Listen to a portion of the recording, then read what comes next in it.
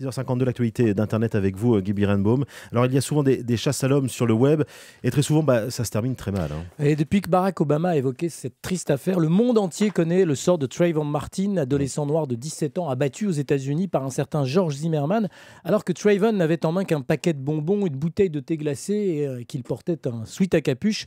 George Zimmerman a affirmé aux policiers qu'il avait tiré en état de légitime défense, comme le permet une loi en vigueur en Floride. Et depuis, comme Zimmerman, l'assassin, est en liberté, le web s'est déchaîné contre lui. Oui, et il y a des dérives inquiétantes. Plusieurs sites racontent les tourments de David et Helen McLean, retraités de 72 et 70 ans, qui ont reçu des courriers très menaçants et ont été harcelés par des journalistes qui cherchent Zimmerman. Ils ont même dû fuir leur domicile après qu'un message publié sur Twitter ait affirmé que George Zimmerman habitait chez eux.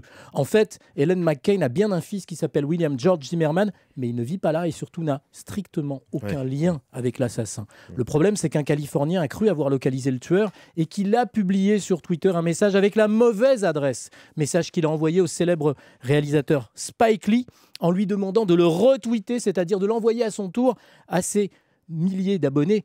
Spike Lee a plus de 250 000 abonnés. Il a commis cette erreur. Alors depuis, Spike Lee s'est aperçu de sa méprise. Il a effacé son message, envoyé un message d'excuse. Je m'excuse profondément auprès de la famille McLean pour avoir retweeté leur adresse. C'était une erreur. S'il vous plaît, laissez les McLean en paix. Justice au tribunal. Depuis d'ailleurs, Spike Lee est harcelé lui-même de messages racistes. Alors voilà, c'est l'un des problèmes du web. Très souvent, des internautes sur les forums, sur les réseaux sociaux jouent les justiciers.